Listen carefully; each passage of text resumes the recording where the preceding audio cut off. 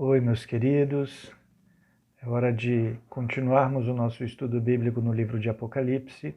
Hoje, olhando o capítulo 11. Vamos orar pedindo a direção, a instrução do Senhor. Pai amado, graças te damos por esse tempo que o Senhor nos deu para aprendermos, voltando a nossa atenção, o nosso ouvido, os nossos olhos para a Tua palavra. É dela que encontramos ensino para a nossa vida, ensino certo e seguro, imutável e estável.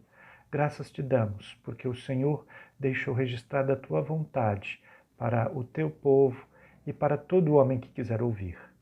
Que agora nós sejamos edificados pela tua palavra, que ela venha acalentar o nosso coração e nos impulsionar a te servir de maneira correta. Em nome de Jesus nós oramos. Amém, Senhor. Este capítulo 11, ele fala da igreja, a sua separação, o seu ministério e a sua glorificação, terminando a terceira sessão das 7 trombetas. Começamos com a medição do santuário, que encontramos nos versículos 1 e 2. Foi-me dado um caniço semelhante a uma vara, e também me foi dito: dispõe-te e mede o santuário de Deus, o seu altar e os que naquele adoram.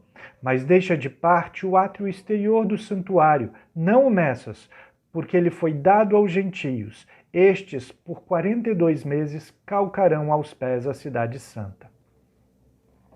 Depois de soarem 6 trombetas do juízo, sem que os homens se arrependessem, nem com os flagelos, João recebeu um livrinho de um anjo forte, Cristo, que também lhe ordenou que o comesse.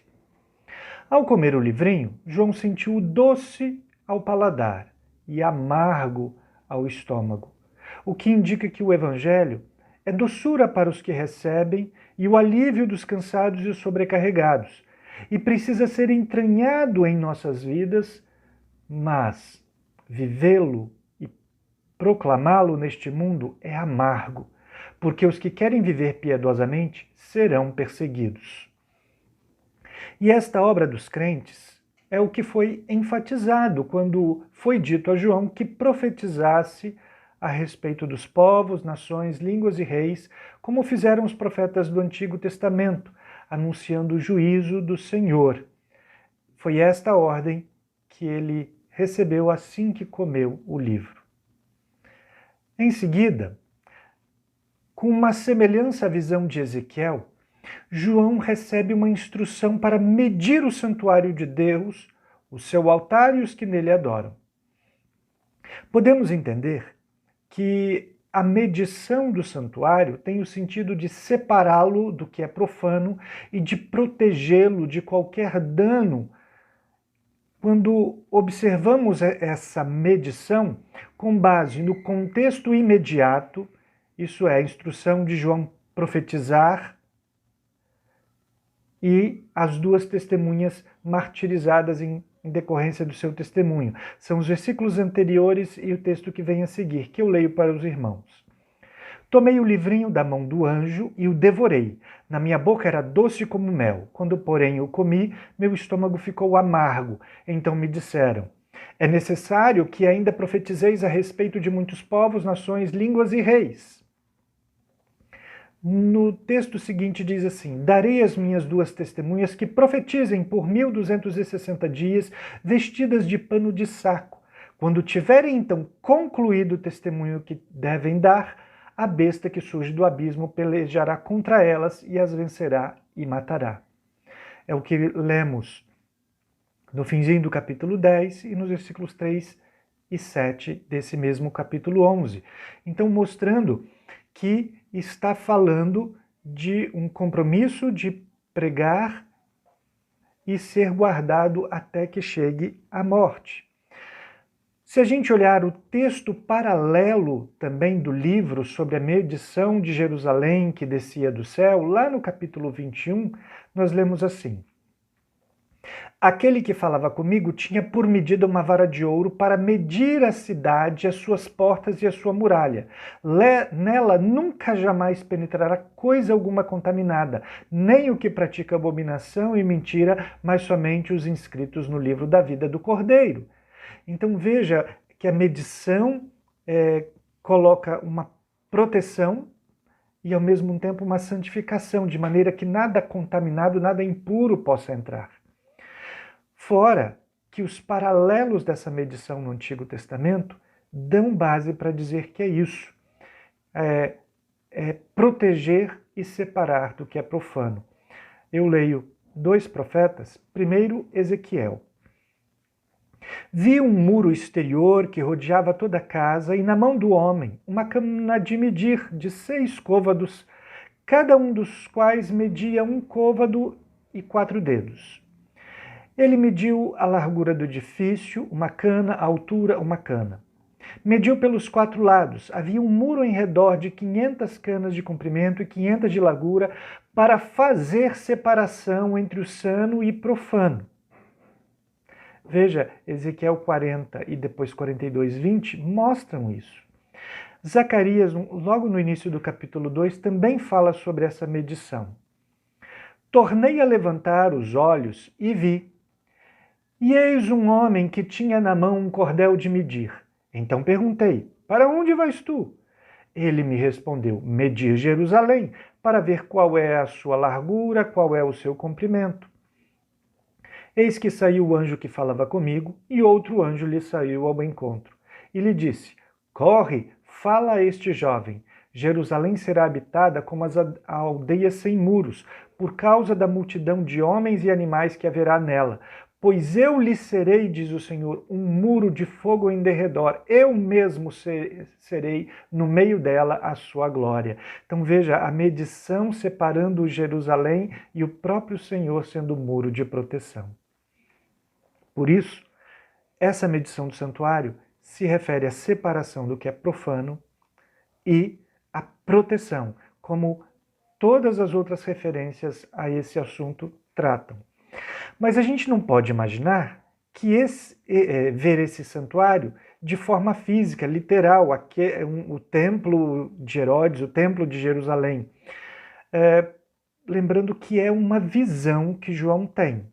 Então é uma visão que traz significados, não que a figura seja exatamente como é descrita. A descrição é cheia de simbolismos. Fora que essa medição fala de medir as pessoas que estão ali no altar. Aqueles que adoram no seu altar. Então não é só a construção. A ordem, por outro lado, é para medir o Santo dos Santos e o santo lugar junto com os crentes verdadeiros. Não há referência a outros átrios que havia no templo, aquele templo físico. Apenas uma referência ao átrio exterior que foi dado a gentios. Entretanto, o texto não coloca os gentios neste átrio para que estes tivessem oportunidade de se aproximar do Senhor da Aliança para adorá-lo como era o pátio dos gentios no templo físico. A ordem é exatamente para deixá-lo de fora da proteção, avisando que estes gentios pisarão a cidade santa, separada, medida, e pisarão ela por 42 meses. É o que lemos no versículo 2. As figuras do livro de Apocalipse estão na visão que João recebe. São figuras. Os 7 candeeiros de ouro, por exemplo, têm significado simbólico. Representam as 7 igrejas, que são figuras da igreja de Cristo em todas as épocas, em todos os lugares. Assim podemos entender também que o santuário de Deus é figura da igreja verdadeira, de todos os verdadeiros filhos de Deus, como vemos no ensino do Novo Testamento.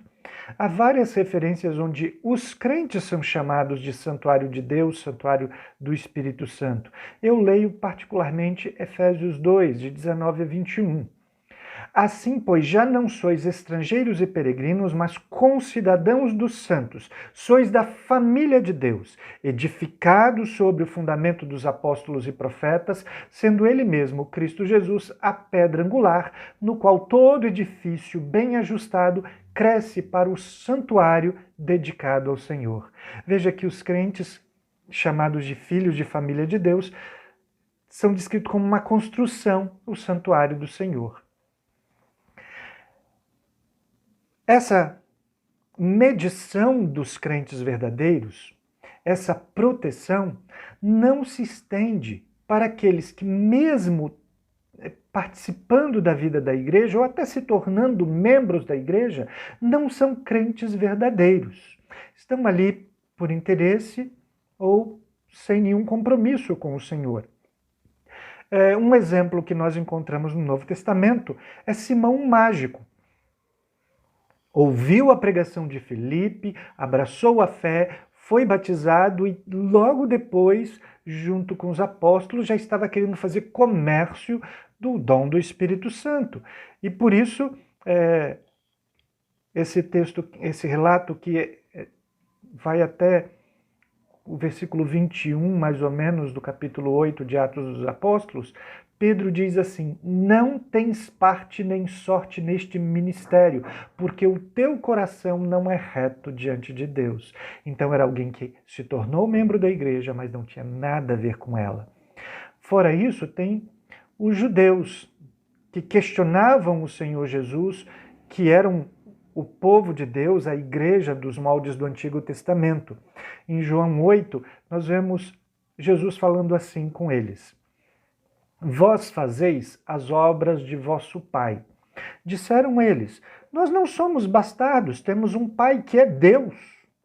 Replicou-lhe Jesus: se Deus fosse de fato vosso pai, certamente me havíeis de amar, porque eu vim de Deus e aqui estou. Pois não vim de mim mesmo, mas ele me enviou. Qual é a razão por que não compreendeis a minha linguagem? É porque sois incapazes de ouvir a minha palavra.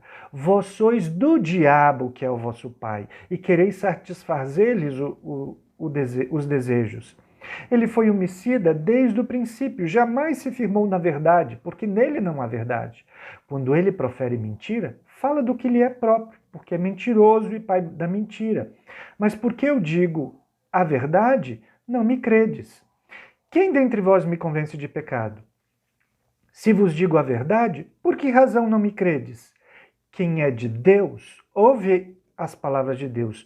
Por isso não me dais ouvidos, porque não sois de Deus.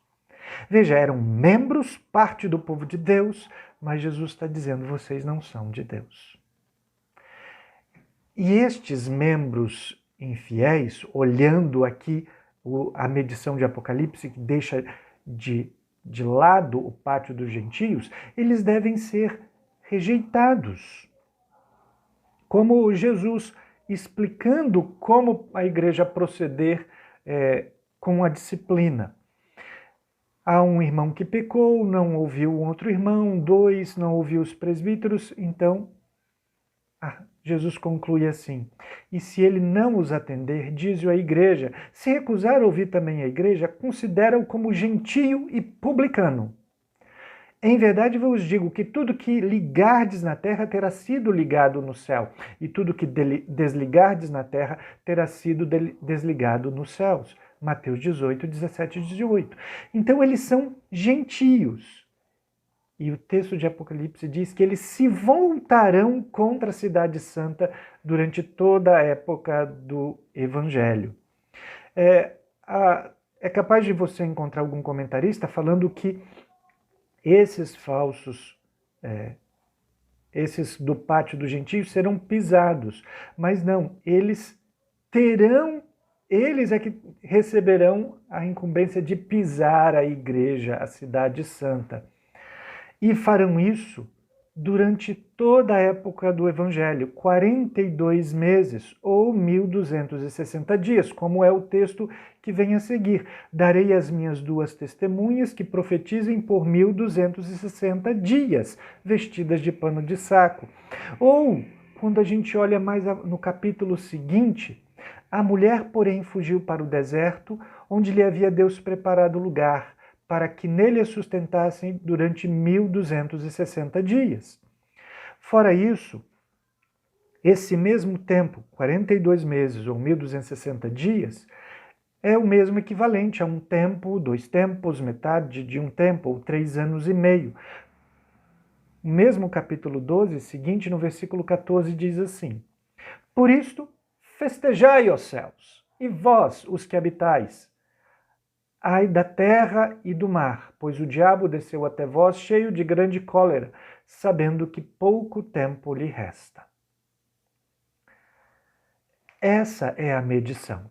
A igreja sendo separada do que é profano, e olha que exatamente quando os crentes são medidos e deixado de fora o átrio dos gentios, mostrando que é profano, está de fora, ainda que tenha se tornado nominalmente membro da igreja, mas que não tem compromisso em ser o santuário de Deus, uma vida que agrada a Deus, de comunhão com os irmãos e com Deus, fugindo do pecado, então não tem nenhuma parte. Não se arrepende, por mais que a igreja apresente suas reprimendas, então considera como gentio publicano. E ali está a medição, separando do que é profano, ao mesmo tempo que comissiona essa igreja a pregar. A descrição da igreja a seguir, ao invés de santuário, é de 2 testemunhas. Do versículo 3 até o versículo 14 fala disto. Eu leio para os irmãos. Darei às minhas 2 testemunhas que profetizem por 1260 dias, vestidas de pano de saco. São estas as 2 oliveiras e os 2 candeeiros que se acham em pé diante do Senhor da terra. Se alguém pretende causar-lhes dano, sai fogo da sua boca e devora os inimigos. Sim, se alguém pretender causar-lhes dano, certamente deve morrer. Elas têm autoridade para fechar o céu para que não chova durante os dias que profetizarem. Têm autoridade também sobre as águas para convertê-las em sangue, bem como para ferir a terra com toda sorte de flagelos, tantas vezes quantas quiserem. Quando tiverem, então, concluído o testemunho que devem dar, a besta que sobe do abismo pelejará contra elas e as vencerá e matará, e o seu cadáver ficará estirado na praça da grande cidade, que espiritualmente se chama Sodoma e Egito, onde também o Senhor foi crucificado. Então muitos dentre os povos, tribos, línguas e nações contemplam os cadáveres das 2 testemunhas por 3 dias e meio, e não permitem que estes cadáveres sejam sepultados. Os que habitam sobre a terra se alegram por causa deles. Realizarão festas e enviarão presentes uns aos outros, porquanto esses 2 profetas atormentaram os que moram sobre a terra. Mas, depois dos 3 dias e meio, um espírito de vida vindo da parte de Deus neles penetrou, e eles se ergueram sobre os pés, e àqueles que os viram sobreveio grande medo. E as 2 testemunhas ouviram grande voz vinda do céu, dizendo-lhes: Subi para aqui. Subiram ao céu numa nuvem, e os seus inimigos as contemplaram. Naquela hora houve grande terremoto, e ruiu a 10ª parte da cidade, e morreram neste terremoto 7.000 pessoas, ao passo que outras ficaram sobremodo aterrorizadas, e deram glórias ao Senhor do céu. Passou o 2º ai. Eis que, sem demora, vem o 3º ai. A igreja verdadeira, então, como a igreja da luta, a igreja militante, que foi medida, agora é simbolizada por 2 testemunhas. O que enfatiza a tarefa missionária, de proclamação que a igreja recebe, de anunciar a palavra do Senhor. Como Jesus, que em Lucas 10 fala dele comissionando 70 dos seus discípulos de 2 em 2, o precederem de cidade em cidade. A igreja tem essa tarefa de pregar o arrependimento com panos de saco. Panos de saco é sempre a ideia de humilhação diante do Senhor, como foi o arrependimento que aconteceu em Nínive, quando receberam uma mensagem dura, os ais da destruição iminente. Essa obra da igreja é realizada desde que Jesus subiu ao céu até quase ao dia do juízo final, os 1260 dias. A duração é igual ao cerco da cidade santa, 42 meses. Enquanto um sítio de uma cidade é dito, nossa, a cidade está sitiada já por 1 mês, 2 meses, 5 meses, é contado em meses, a obra das duas testemunhas, a obra de evangelização, é uma atividade diária, por isso os dias são contados. O poder da igreja, então, é descrito, é apresentado de maneira simbólica. As duas testemunhas, primeiramente, são chamadas de as duas oliveiras e os dois candeeiros diante do Senhor da terra. Uma expressão tirada do profeta Zacarias, que diz assim, Zacarias 4, versículo 3 e de 11 a 14. Junto a este, duas oliveiras, uma à direita do vaso de azeite e outra à sua esquerda. Prossegui e lhe perguntei, que são essas duas oliveiras à direita e à esquerda do candelabro? Tornando a falar, lhe perguntei, que são aqueles 2 raminhos de oliveira que estão junto dos 2 tubos de ouro que vertem de si azeite dourado? Ele me respondeu, não sabes que é isto? Eu disse, não, meu senhor. Então ele disse, são os 2 ungidos que assistem junto ao Senhor de toda a terra. É essa figura, talvez simbolizando, figura que naqueles dias de Zacarias apontava para Jesua, ou Josué e Zorobabel, que edificavam o templo e proclamavam a palavra e guiavam o povo através dela. São símbolos da palavra de Deus proclamada às nações. Em segundo lugar, assim como missionários foram enviados de 2 em 2 por Jesus, seguem as duas testemunhas. Em terceiro lugar, a boca das duas testemunhas sai fogo e devora seus inimigos que devem morrer. Se a palavra de Deus já havia que a verdade era estabelecida pelo depoimento de 2 testemunhas, por isso que a igreja é chamada assim, 2 testemunhas. Mas sai da mesma boca da igreja fogo que devora seus inimigos que devem morrer. No versículo 5, como aconteceu com Jeremias. Jeremias 5,14 é um texto que nos diz assim, portanto assim diz o Senhor, o Deus dos exércitos, visto que proferiram eles tais palavras, eis que converterei em fogo as minhas palavras na tua boca a este povo, em lenha, e eles serão consumidos. Mostrando que quando a igreja proclama a palavra de Deus, a condenação do ímpio impenitente, quer dizer, que não se arrepende, e a sua destruição são certas. Como a gente viu em Mateus 18, que eles são excluídos da igreja porque são gentios, ou quando o próprio Jesus falando que Deus amou o mundo a ponto de mandá-lo para que todo que nele crê não perecesse, mas tivesse vida eterna, João 3,16, Jesus continua o texto dizendo assim, porquanto Deus enviou o seu Filho ao mundo, não para que julgasse o mundo, mas para que o mundo fosse salvo por ele. Quem nele crê não é julgado, o que não crê já está julgado porque não crê no nome do unigênito Filho de Deus. Então aquele que não recebe a palavra da graça do Evangelho de Cristo Jesus, ele já está condenado e vai chegar à sua destruição. A própria palavra de Deus que anuncia, que condena o pecado e oferece a graça, ela anuncia também o juízo e aponta que a destruição virá. Quando fala para que não pereça aqueles que creem, sinal que os que não creem estão destinados a perecer. Esse duplo lado da proclamação, nós vemos quando Paulo fala aos Coríntios, nós somos o bom perfume de Cristo. O texto diz assim, 2 Coríntios 2, de 14 a 16. Graças, porém, a Deus que em Cristo sempre nos conduz em triunfo. Por meio de nós, manifesta em todo lugar a fragrância do seu conhecimento. Então, a fragrância que nós manifestamos é o conhecimento de Deus em Cristo Jesus.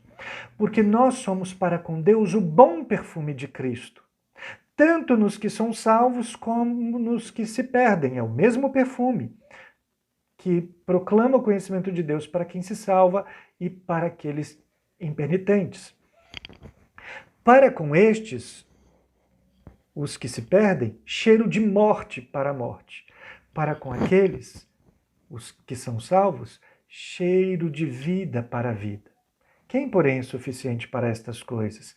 Então veja que a mesma palavra do Evangelho deixa o homem iníquo indesculpável.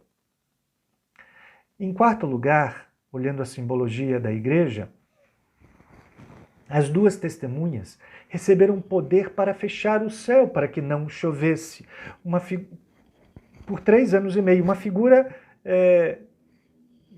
igual a Elias, que proclamava a justiça de Deus, anunciava, e o céu se fechou sem chover à voz da sua palavra. Você lê isso em 1 Reis 17:1. Ou também poder para transformar águas em sangue ou ferir a terra com flagelos, a semelhança de Moisés, que também foi porta-voz de Deus no Egito, anunciando o juízo para os egípcios, trazendo flagelo a cada impiedade e endurecimento do faraó, até o último flagelo, que foi a morte dos primogênitos e do herdeiro do faraó também. De fato,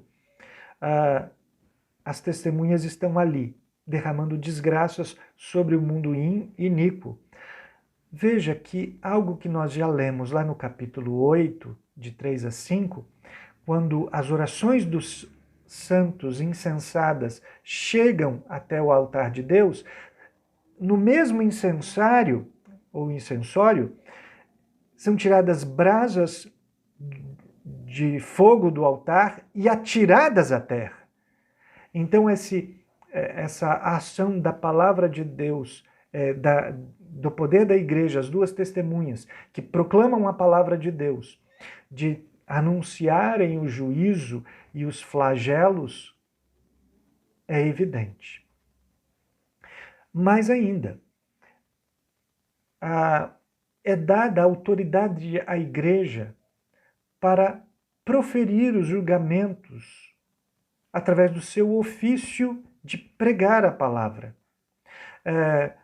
Há algumas referências que nós já lemos de tudo que a igreja ligar na terra terá sido desligado no céu. Então essa autoridade, o Evangelho de João, quase no finzinho, João 20, a partir do versículo 21, diz assim: Disse-lhes, pois, Jesus outra vez: Paz seja convosco. Assim como o Pai me enviou, eu também vos envio. E havendo dito isto, soprou sobre eles e disseram: Recebei o Espírito Santo. Se de alguns perdoardes os pecados, são-lhes perdoados. Se lhes retiverdes, são retidos. Então essa autoridade da igreja de emitir o julgamento não é a autoridade para os crentes individuais andarem como juízes. Não, não é isso. A igreja proclama o perdão de pecados em Cristo Jesus e fecha as portas para aqueles que não ouvem, porque não há perdão de pecados fora de Cristo Jesus. Então, quem o rejeita tem as portas fechadas. Quando, porém, a obra de pregação do Evangelho for concluída pela igreja, é o que vemos a seguir, aqui as duas testemunhas. O mundo anticristão, quer dizer, essa besta que surge do abismo para perseguir o mundo cristão, pelejará contra ela e a vencerá.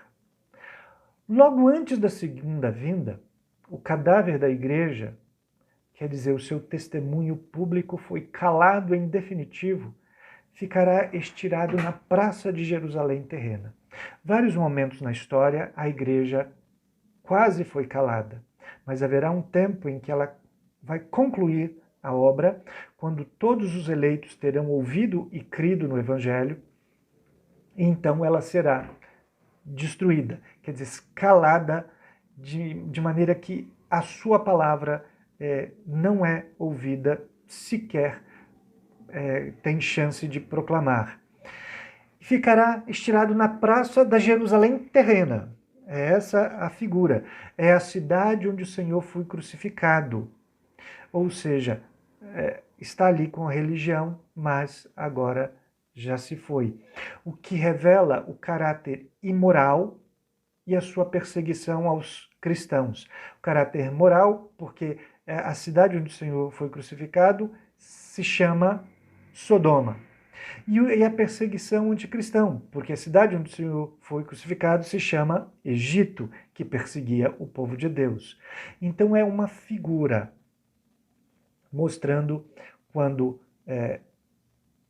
a imoralidade e a perseguição aos cristãos vão vencer. Mas isso por um período breve, 3 dias e meio. Veja, a proclamação dura 1260 dias, então 3 dias e meio é que ela fica ali, morta. Jesus, quando fala do princípio das dores, digamos assim, diz assim, Mateus 24, 22. Não tivessem aqueles dias sido abreviados, ninguém seria salvo, mas por causa dos escolhidos, tais dias serão abreviados. O mundo iníquo vai então ver a igreja emudecida, calada, sem o testemunho, as 2 testemunhas estiradas no chão, sem deixar que seja sepultado, festejará a morte dos 2 profetas. Vai ficar estampada a alegria do mundo de ver a igreja sem proclamar, sem voz, calada, sem poder falar da condenação que o pecado traz ao homem. É o que isso aponta os versículos 9 e 10.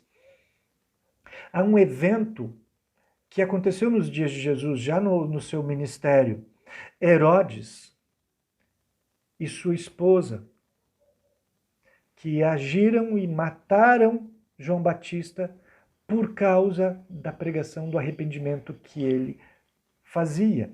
E não era só, arrependam-se, ele ia mostrando os pecados. E para Herodes, falou, você não pode possuir a mulher do seu irmão.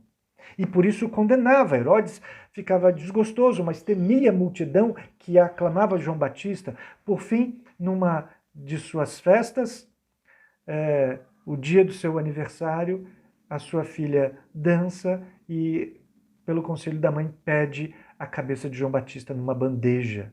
E é o que ela recebe.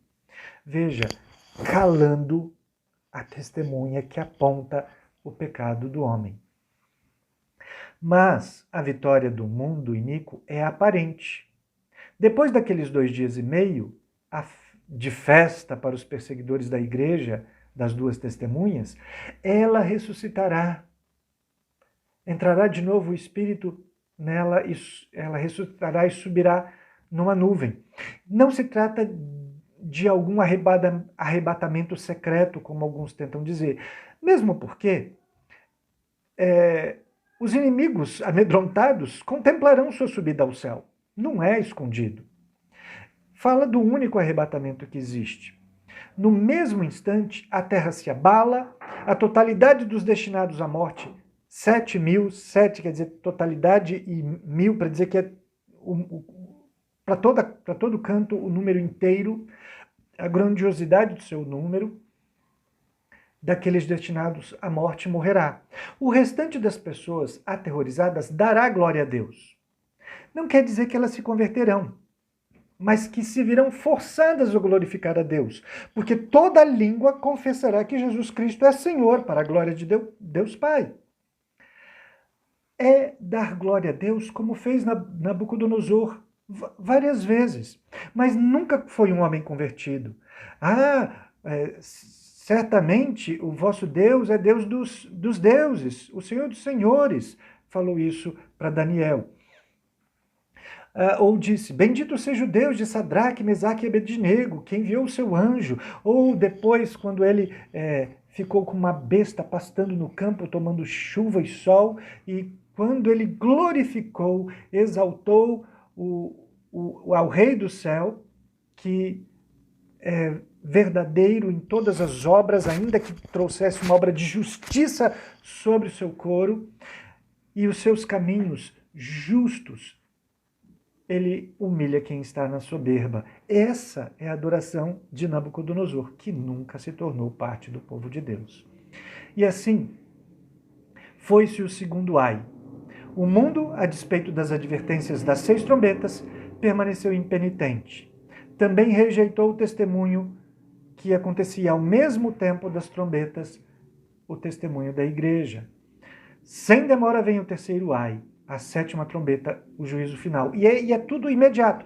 Sobe, morreram aqueles, concretizou, e vem a 7ª trombeta e o juízo. O texto diz assim, encerrando este capítulo. O 7º anjo tocou a trombeta, e houve no céu grandes vozes, dizendo, o reino do mundo se tornou de nosso Senhor e do seu Cristo, e ele reinará pelos séculos dos séculos. E os 24 anciãos que se encontram sentados no seu trono diante de Deus, prostram-se com o seu rosto e adoram a Deus, dizendo, graças te damos, Senhor Deus Todo-Poderoso, que és e que eras, porque assumiste o teu grande poder e passaste a reinar. Na verdade, as nações se enfureceram. Chegou, porém, a tua ira e o tempo determinado para serem julgados os mortos, para se dar o galardão aos teus servos, os profetas, aos santos, aos que temem o seu nome, tanto aos pequenos como aos grandes, e para retribuires os que destroem a terra. Abriu-se então o santuário de Deus, que se acha no céu, e foi vista a arca da aliança no seu santuário. E sobrevieram relâmpagos, vozes, trovões, terremotos e grande saraivada. Temos outra vez o juízo final introduzido, porque não é a primeira vez que aparece isso no livro. Ao toque da 7ª trombeta, na visão de João, a nossa atenção é tirada do terror da terra para um duplo coro no céu. Grandes vozes no céu, talvez dos anjos, adoram cantando que o reino deste mundo se tornou do nosso Senhor e do seu Cristo, e Cristo reinará para sempre. É claro que Deus sempre reina. Por vezes, parece que Satanás está no poder. Mas, mesmo em sua maldade, ele não pode ir e não vai além do que Deus permite. Entretanto, quando o juízo tiver chegado, nem esse aparente poder de Satanás vai ter algum valor. Quando o juízo final tiver chegado, a soberania de Deus será plenamente revelada, uma vez que toda a oposição será definitivamente destruída. Será evidente que o reino deste mundo é de nosso Senhor e do seu Cristo, que reinará para sempre, como já cantava o salmista lá no Salmo de número 2. Pede-me, te darei as nações, as extremidades da terra, por tua possessão. Com vara de ferro as regerás e despedaçarás como um vaso do oleiro. Ou como o ancião de Dias entregando, dando o governo ao filho do homem, de maneira que o domínio é domínio eterno que não passará, o seu reino jamais será destruído. Ele reinará e seu reino não terá fim, como os anjos cantaram no nascimento de Jesus. Prostrados sobre o seu rosto, todos os remidos, ali simbolizados de novo pelos 24 anciãos, também adoram a Deus. Diferente daquela autorrevelação de Cristo, no início do livro, capítulo 1, versículo 8, que era, que é e que há de vir, aqui é só que era e que era e que é, porque ele já veio, já concluiu. A igreja dá graças ao Senhor Todo-Poderoso, que era e que é, porque ele já veio, manifestou o seu governo absoluto. Contra os povos da terra que se enfureceram, perseguiram e mataram a igreja, as 2 testemunhas foram mortas, mais ainda, eles ainda festejaram a sua morte. Para estes, contra estes, o dia do juízo chegou.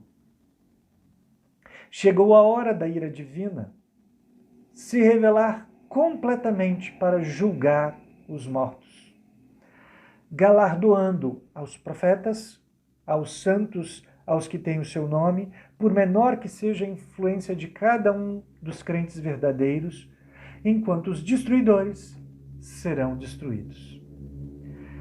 Termina, né, nessa introdução do juízo, o símbolo da comunhão entre Deus e o homem redimido, o símbolo do trono de Deus no meio do seu povo, que é a Arca da Aliança, foi revelada, antes escondida. E a arca está no santuário. Lembra do santuário medido? Agora na glória está com ele, mostrando a comunhão plena com a igreja. A arca no seu santuário, que é a igreja, que foi contada, 144 mil, selada, medida, protegida e agora finalmente ressuscitada. Aleluia! É o desfecho que nós almejamos. Que nós não temamos as lutas desses 1260 dias que travamos proclamando o Evangelho. Que nós não temamos quando chegar o tempo da perseguição, quando vão calar a igreja em definitivo, porque logo a seguir Cristo volta, leva a igreja ressuscitada e traz o juízo pleno na 7ª trombeta para o ímpio. Vamos louvar, agradecer como esse cântico final. Graças te damos, ó Senhor, porque todo mundo está nas tuas mãos. O Senhor reina com o teu Cristo. Sabemos que um dia isso vai ficar diante de todos os olhos. Não há quem possa fugir do teu governo, deixar de vê-lo, deixar de exaltar o teu nome, de confessar Cristo como Senhor, como nosso Deus. Que seja logo esse dia, que o Senhor venha, mas enquanto não vem, ó Pai, nos dá coragem e perseverança em proclamar a tua palavra em nome de Jesus. Amém. Deus os abençoe, queridos.